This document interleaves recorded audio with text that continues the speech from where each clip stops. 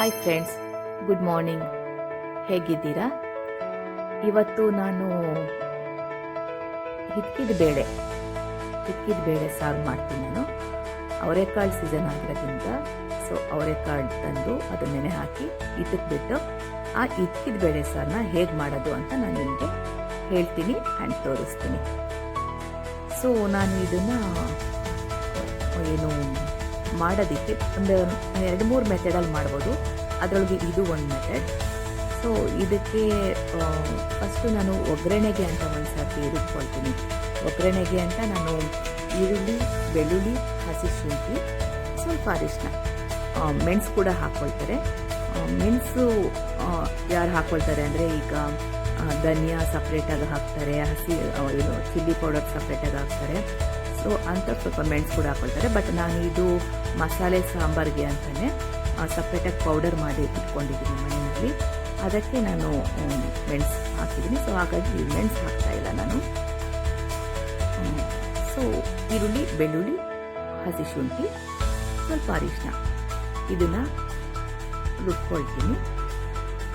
ರುಬ್ಕೊಂಡ್ಬಿಟ್ಟು ಒಂದು ಪಾತ್ರೆ, ಇದು ಪಾತ್ರೆಲಿ ಮಾಡಿದ್ರೆ ಬೆಟರ್. ಯಾಕಂದರೆ ಕುಕ್ಕರ್ಗೆ ಹಾಕಿದ್ರೆ ಇದ್ಕಿರಕ್ಕಲ್ವಾ, ತುಂಬ ಬೆಂದೋಗುತ್ತೆ.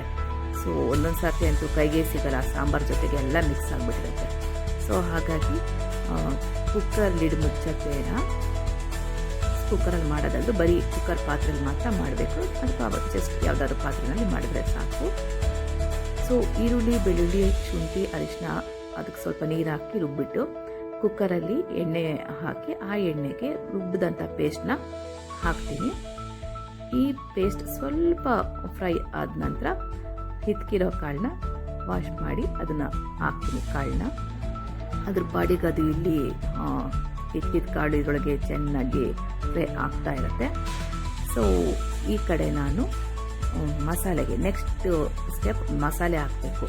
ಆ ಮಸಾಲೆಗೋಸ್ಕರ ನಾನು ರೆಡಿ ಮಾಡ್ಕೊಳ್ತೀನಿ. ತೆಂಗಿನಕಾಯಿ ಕಟ್ ಮಾಡೋದಿರ್ಬೋದು, ಮಸಾಲೆಗೆ ಏನೇನು ಬೇಕೋ ಅದನ್ನೆಲ್ಲ ತೆಗೆದು ರೆಡಿ ಮಾಡ್ಕೊಳ್ತಿರ್ಬೋದು, ಅದನ್ನು ಮಾಡ್ಕೊಳ್ತೀನಿ. ಈಗ ಪೇಸ್ಟ್ ಮಾಡ್ಕೊಂಡ್ವಿ ಈರುಳ್ಳಿ, ಬೆಳ್ಳುಳ್ಳಿದು, ಅದೇ ಮಿಕ್ಸಿ ಜಾರ್ಗೆ ತೆಂಗಿನಕಾಯಿ ಮತ್ತು ಮಸಾಲೆ ಐಟಮ್ ಪಲಾವ್ಗೆ ಏನೇನು ಹಾಕ್ತೀವಿ ನಾವು ಆ ಒಂದು ಸಾಮಗ್ರಿಗಳನ್ನೆಲ್ಲ ಸ್ವಲ್ಪ ಹಾಕಬೇಕು. ಚಕ್ಕೆ, ಲವಂಗ, ಮರಾಠಿ ಮೊಗ್ಗು ಒಂದು ಅದು ಹಾಗೇ ಒಗ್ಗರಣೆಗೆ ಹಾಕೋದು ನಡೀತಾರೆ. ನಾನು ರುಬ್ಬಕ್ಕೆ ಹಾಕ್ತೀನಿ, ಇನ್ನೂ ಸ್ಮೆಲ್, ಯಾಕಂದರೆ ಒಂದೊಂದೇ ಹಾಕೋದ್ರಿಂದ ಸ್ಮೆಲ್ ಚೆನ್ನಾಗಿ ಬರುತ್ತೆ. ಮತ್ತು ಫ್ಲವರ್ ಬರುತ್ತಲ್ಲ ಅದು ಕೂಡ ಹಾಕ್ತೀನಿ. ಪಲಾವ್ ಹೂವು ಅದು ಕೂಡ ಹಾಕ್ತೀನಿ.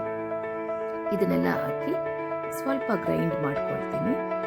ಒಂದು ಸರ್ತಿ ಗ್ರೈಂಡ್ ಮಾಡ್ಕೊಂಡು ನಂತರ ಅದಕ್ಕೆ ನೆಕ್ಸ್ಟ್ ಏನು ಬೇಕಾದ ಹಾಕ್ತೀನಿ. ಈ ಕಡೆ ಒಗ್ಗರಣೆಗೆ ಹಾಕಿದ್ದೀವಿ, ಅದಕ್ಕೆ ಒಂದು ಸ್ವಲ್ಪ ಕಸೂರಿ ಮೇಥಿನ ರಬ್ ಮಾಡಿ ಹಾಕಿದೆ. ಅದು ಚೆನ್ನಾಗಿ ಫ್ಲೇವರ್ ಕೊಡುತ್ತೆ ಅಂತ ಅಂದ್ಬಿಟ್ಟು. ಮತ್ತು ಈ ಕಡೆ ರುಬ್ಕೊಳ್ಳೋದಕ್ಕೆ ಒಂದು ಸ್ವಲ್ಪ ಕಡಲೆ ಹಾಕ್ತೆ, ಟೊಮೊಟೊ ಹಾಕ್ತೆ.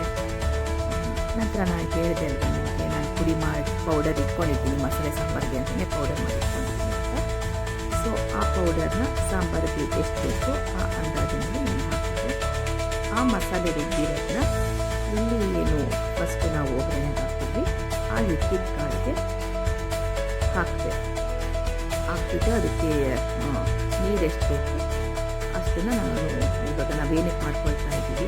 ನಾನು ಸ್ವಲ್ಪ ತೆಳ್ಳಗೆ ಮಾಡ್ತೀನಿ, ಯಾಕಂದರೆ ನಾನು ಇವತ್ತು ಇಡ್ಲಿಗೋಸ್ಕರ ಮಾಡ್ತಿರೋದು. ಗಟ್ಟಿಗೂ ಮಾಡ್ತಾರೆ, ನಾನು ಸ್ವಲ್ಪ ತೆಳ್ಳಗಿದ್ರೆ ಮಧ್ಯಾಹ್ನಕ್ಕೆ ಅನ್ನಕ್ಕೂ ಅದೇ ನಡೆಯುತ್ತೆ ಅಂತ ಅಂದ್ಬಿಟ್ಟು ನೀರು ಹಾಕ್ಕೊಳ್ತಾ ಇದ್ದೀನಿ. ನಾನು ಎಷ್ಟು ತೆಳ್ಳಗೆ ಅಷ್ಟಕ್ಕೆ. ಈ ಮೆಥಡಲ್ಲಿ ನೀವು ಒಂದು ಸರ್ತಿ ಟ್ರೈ ಮಾಡಿ, ತುಂಬ ಚೆನ್ನಾಗಿರುತ್ತೆ. ಎಷ್ಟು ಬೇಕಷ್ಟು ನೀರು ಹಾಕ್ಕೊಂಡು ಅದಕ್ಕೆ ರುಚಿಗೆ ತಕ್ಕಷ್ಟು ಉಪ್ಪು ಹಾಕ್ಕೊಂಡು ಚೆನ್ನಾಗಿ ಕುದಿಸಿದ್ರೆ ಕಾಳು ಬೇಯೋವರೆಗೂ ತುಂಬ ರುಚಿಯಾದ ಹಿಕ್ಕಿದ ಬೇಳೆ ಸಾಂಬಾರು ರೆಡಿಯಾಗುತ್ತೆ. ಈ ಮೆಥಡಲ್ಲಿ ನೀವು ಟ್ರೈ ಮಾಡಿ ಹೇಗೆ ಬಂತು ಅಂತ ಅಂದ್ಬಿಟ್ಟು ನನಗೆ ಕಮೆಂಟ್ ಮಾಡಿ. ಪ್ಲೀಸ್ ಸಬ್ಸ್ಕ್ರೈಬ್ ಮಾಡಿ, ಲೈಕ್ ಮಾಡಿ, ಶೇರ್ ಮಾಡಿ. ನೀವು ಈ ಥರ ನನಗೆ ಸಪೋರ್ಟ್ ಮಾಡ್ತಾಯಿದ್ರೆ ಇನ್ನೂ ಹೆಚ್ಚಿನ ವಿಡಿಯೋಗಳನ್ನ ನಾನು ಹಾಕಲಿಕ್ಕೆ ಟ್ರೈ ಮಾಡ್ತೀನಿ. ಇವತ್ತು ನಾನು ಇಡ್ಲಿಗೋಸ್ಕರ ನಾನು ಈ ಸಾಂಬಾರು ಮಾಡಿದ್ದೆ. ಇನ್ನೂ ಒಂದು 3-4 ಏನು ಮೆಥಡಲ್ಲಿ ಅಥವಾ ವಿಧಾನದಲ್ಲಿ ನಾವು ಮಾಡ್ಬೋದು ಇದ್ಕಿದ ಬೇಳೆ ಸಾರನ್ನ. ಮಾಡುವಾಗೆಲ್ಲ ನಾನು ಡೈಲಿ ಏನೇನು ಮಾಡ್ತೀನಿ ಅದನ್ನೆಲ್ಲ ನಾನು ಹಾಕಲಿಕ್ಕೆ ಟ್ರೈ ಮಾಡ್ತೀನಿ. ಸೊ ಅದರಿಂದ ನೋಡಿದವ್ರಿಗೂ ಹೆಲ್ಪ್ ಆಗ್ಬೋದು. ಬಟ್ ನಾನು ಹಾಕಬೇಕು ಅಂದರೆ ಲೈಕ್ ಮಾಡಬೇಕು, ಸಬ್ಸ್ಕ್ರೈಬ್ ಮಾಡಬೇಕು, ಶೇರ್ ಮಾಡಬೇಕು. ಸೊ ಇನ್ನೂ ಹೆಚ್ಚೆಚ್ಚಿನ ವಿಡಿಯೋಗಳನ್ನ ನಾನು ಶೇರ್ ಮಾಡ್ತಾ ಇರ್ತೀನಿ. Thank you so much.